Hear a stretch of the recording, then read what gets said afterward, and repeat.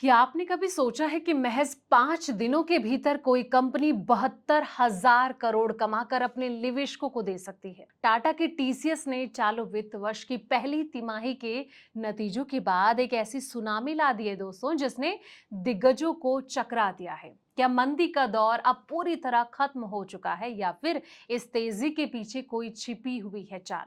आइए शुरू करते हैं बाजार का सबसे बड़ा विश्लेषण, इसलिए वीडियो को एंड तक जरूर देखें। नमस्कार, मैं हूं आपके साथ संध्या बिष्ट और आप देख रहे हैं द इकोनॉमिक टाइम्स हिंदी। बीते सप्ताह स्टॉक मार्केट में उतार चढ़ाव के बीच जो है सेंसेक्स निफ्टी दोनों इंडेक्स कुल मिलाकर फायदे में रहे। इस बीच मार्केट वैल्यू के लिहाज से देश की जो सबसे बड़ी 10 कंपनियों में से 5 फायदे में रही, जबकि 5 को नुकसान उठाना पड़ा दोस्तों। अपने निवेशकों को फायदा कराने वाली कंपनियों में टाटा ग्रुप की जो टीसीएस है, इसका गदर देखने को मिला है और इसके शेयर में पैसा लगाने वालों ने सिर्फ 5 दिन में 72,000 करोड़ रुपए से ज्यादा की कमाई कर डाली।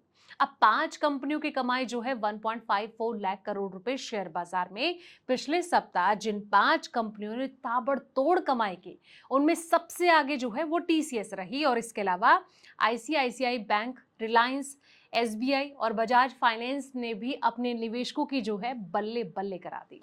अब इन 5 कंपनियों का जो मार्केट कैपिटल 5 दिनों में कंबाइंड रूप से करीब 1.54 लाख करोड़ रुपए बढ़ गया है। प्रॉफिट बढ़ा, निवेशक जो है वो भी मालामाल हुए। तो बता दें कि एक रिपोर्ट के मुताबिक ये कहा जा रहा है कि टीसीएस मार्केट कैप आखिरी कारोबारी दिन शुक्रवार तक बढ़कर करीब 8.21 लाख करोड़ रुपए पर पहुंच गया और इस हिसाब से निवेशक जो है 5 ही दिन में 72 करोड़ रुपए से ज्यादा की कमाई कर डाली। बता दें कि टाटा ग्रुप की जो टीसीएस के नेट प्रॉफिट में जून तिमाही में 4.61% की तेजी देखने को मिली है दोस्तों और मुनाफा 13,349 करोड़ रुपए रहा। आरईआई समेत निवेशक भी मौज में रहे। तो ना सिर्फ टीसीएस बल्कि प्राइवेट सेक्टर के जो दिग्गज बैंक हैं, आईसीआईसीआई बैंक का जो मार्केट कैपिटल है वो भी बढ़कर 10.34 लाख करोड़ रुपए के पार निकल गया और 5 दिन में बैंक ने निवेशकों को 29,062 करोड़ से ज्यादा की कमाई की है। मुकेश अंबानी की कंपनी रिलायंस इंडस्ट्री की मार्केट वैल्यू 23,885 करोड़ रुपए के उछाल के साथ 17.95 लाख करोड़ रुपए पहुंच गई है और इसके अलावा बजाज फाइनेंस मार्केट कैप में 21,946 करोड़ रुपए का उछाल देखने को मिला और ये 6.57 लाख करोड़ रुपए हो गया।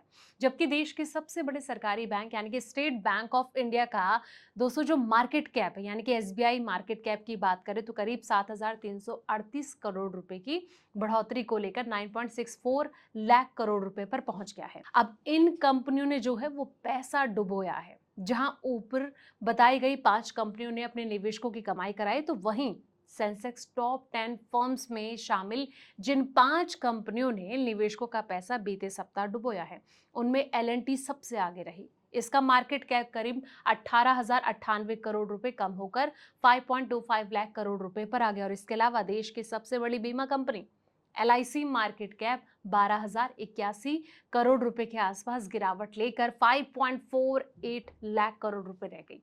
टेलीकॉम दिग्गज भारतीय एयरटेल को भी नुकसान उठाना पड़ा और इसकी मार्केट कैप 7,706 करोड़ रुपए टूटकर 11.91 लाख करोड़ रुपए हो गई, जबकि एचडीएफसी बैंक मार्केट कैप जो है 7,085 करोड़ रुपए कम होकर 12.62 लाख करोड़ रुपए रह गई है।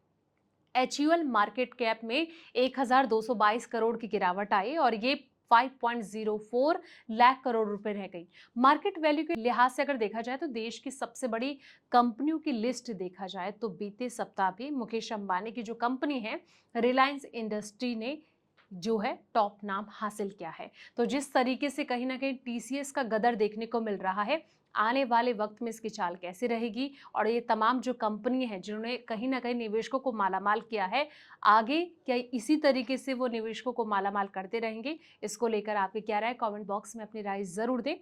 फिलहाल इस वीडियो में इतना ही। ऐसे पल पल के अपडेट्स के लिए आप देखते रहें द इकोनॉमिक टाइम्स हिंदी।